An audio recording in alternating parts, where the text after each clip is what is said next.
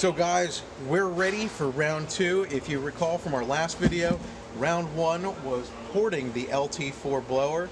This time, we're gonna add a 103 millimeter Nick Williams throttle body and, I have to go that way, and a rotofab intake. The snout is already ported for a 103. The throttle body that was on it is stock, completely stock, unported, and we're expecting some pretty good gains.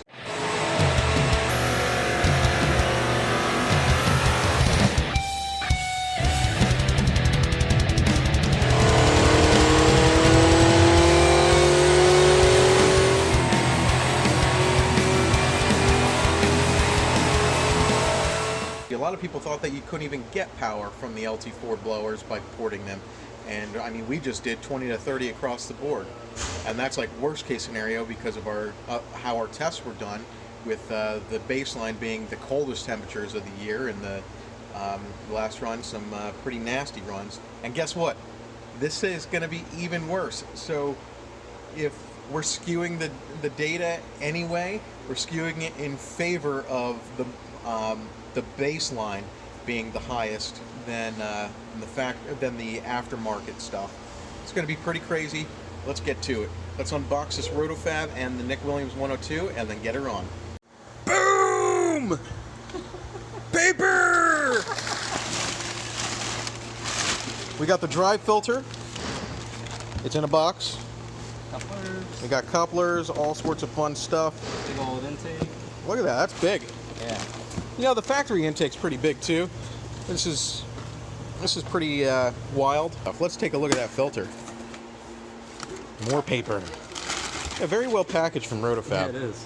Like, you're not going to damage that filter. At least, now we will. Because I said we're not going to damage it, we're going to damage it now. That's big. It's nice. That's what she said. Rotofab. Okay, so let's get this stuff on the car and see what she does. So it has to be RTV'd on when you have the. Go ahead, you can. It has to be RTV'd on when you do the snout, because you get rid of where the O-ring actually sits. Come on, yank that shit off. I don't want to. Oh, I can't get it off. That's what she said. There we go. A little bit of port work there.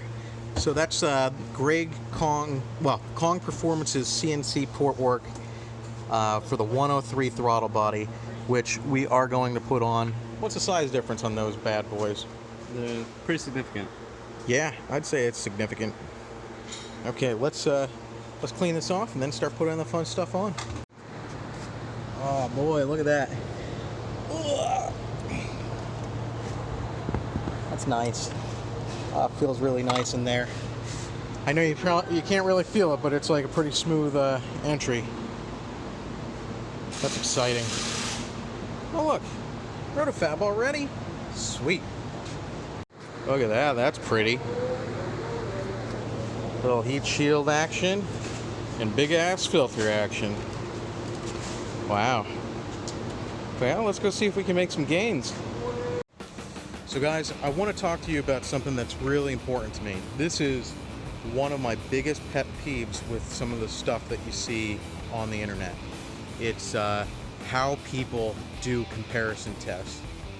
And my hatred stems from very misleading tests, like where the conditions are in favor of the product rather than being equal or in favor of the baseline. And what I mean by that is, for instance, my tests right now are as legit as I could possibly make them. Every one of them is done the same way. I'm letting the car cool down fully, then I warm it up to operating temperature, and then I run it. And that's where I'm taking my numbers from. The days are, different, but I can't control the days, but I can control the conditions of the test in terms of like how I do the car. Now, if I do a run after that, the car's heat soaked and the power numbers start falling. Like you'll have let's say I did that 605 on my tune and the ported blower with the stock throttle body and intake. Well, like the next pull, 10 horsepower less. The next pull, another 10 horsepower less. So if I did a comparison in a way that I wanted to skew the results, I would take a heat-soaked run and then compare it to a cold pull, and that's just gonna throw off the comparison in favor of the product. And I don't do that because I think it's unfair to the customer, and it's a really piss poor test. And I'm upset when companies do such things, saying, yeah, we saw a 30 horsepower increase. Well, I can show you a 30 horsepower increase from being heat soaked to not heat soaked. That's like me doing one of those comparison shirt off challenges, like taking a picture of me like right now and being like jacked up, sucking it in, and being like all smiley faced and crap like that, and being like, this is the after, and then going and eating 4 bowls of cereal and sticking out my gut and looking sad and saying this was the before. And that's the kind of like bullshit that like you really have to watch out for. But we're not doing it like that. So what we are going to do as we walk back in is we are going to cool this car down as much as possible. We are going to get it to the same conditions that we did the baseline. For example, our baseline that you saw on the last video was done in, like the baseline was done in absolutely cold temperatures, and the car had cooled all the way down, and we warmed it up to operating temperature and ran it, and that's where we got our baseline numbers. And it's in favor of those numbers because it was also a really cool day. Then for the ported blower, it was higher humidity, higher temperatures, and what we did was we let the car cool down overnight actually, and then warmed it up the next morning, and was able to have a good comparison between the two. And then I tuned it after that, and we did the same thing, let it cool down overnight, and then ran it the next morning after letting it warm back up to operating temperature, always starting at the same temperature, always starting like from cold and letting it warm up. That's the way that I can control this comparison. And right now, what we're gonna do is basically the same thing. I don't know if you can see it in the background here, as I walk into the car. We're cooling down my car right now for our comparison. Now, I might have to make an adjustment after this, I don't know, but if I do, then I'm gonna run it the next morning after I get this thing lined up so we have a good comparison before and after, and we're gonna compare it to our baseline of 575, our current power of 605 with the ported blower and snout, stock throttle body, stock intake, and see how that lines up. That was also tuned. So yeah, we're all about consistency and the fair comparison, and that's what we're going to show. So when you guys order something like this, you guys are getting exactly what you paid for. You're not getting some bullshit numbers like you'd get from somebody that's just trying to peddle products. We're trying to peddle happiness, speed happiness. So we have cooled down the car to 88 degrees, and guess what? It is 86 degrees outside, so I would definitely say that we are going to have a good comparison. We're going to start her up now, let her warm up, and take a run. Okay, so she is warmed up. We're going to find out what she does now.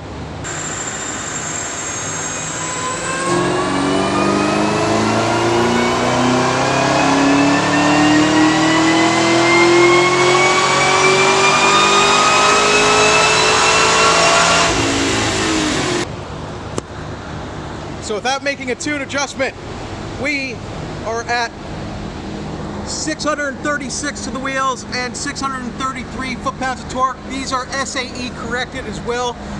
We're going to make some tune adjustments and try again.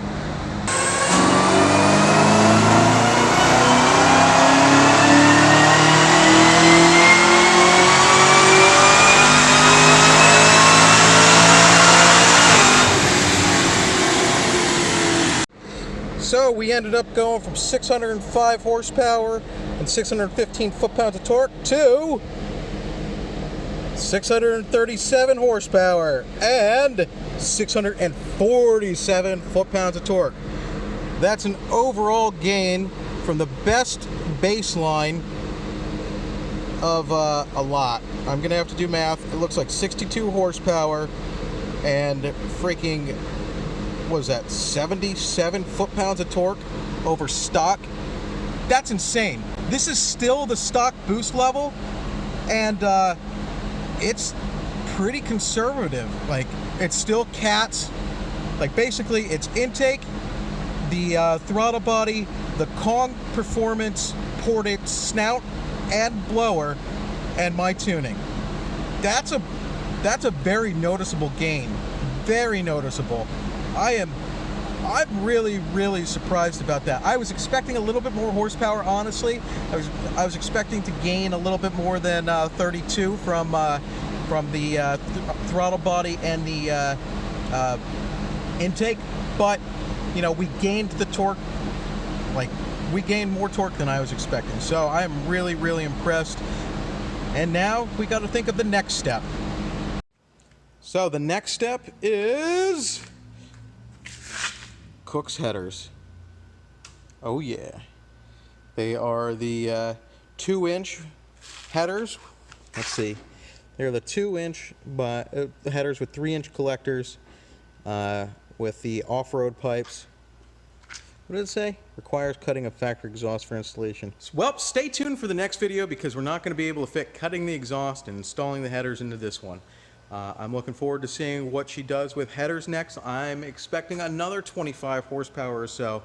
We'll see if we can get somewhere between the 650 and 670 rear wheel horsepower still on the stock boost. No meth either. That would be pretty wild. And then when we get to that point, we're going to see what what raising the boost actually does. Now remember, guys, heat is the enemy for these cars, so that's one of the reasons why I'm not raising the boost right away. Even on the pulls that I'm doing now, when I do a second pull, we're dropping 20 horsepower. And it's kind of nasty. The intake air temperatures go from starting at like 110 at the beginning of a pull to only coming down to like 140. It is, heat is a pretty strong enemy to this car, which is another thing that we're going to be working on. We're going to work with active inner chiller down in Florida to develop the ZL1 inner chiller, and that should take care of those heating issues. In fact, you can see in our graph that in the high end it kind of noses over, and that's when it starts pulling a decent bit of timing because the intake air temps are getting to 170 degrees or so. We had that inner chiller on and starting at like 40, 50, even 60 degrees, like it would be a lot better than starting at 110. So yeah, stay tuned for the next video when we do the header install and see what kind of gains we get. Let's see if we can hit that 650 to 670 mark. And yeah, if you like this video, hit that like button. Don't forget to subscribe and comment below. Let me know what you think of the progression. Have a great day, guys.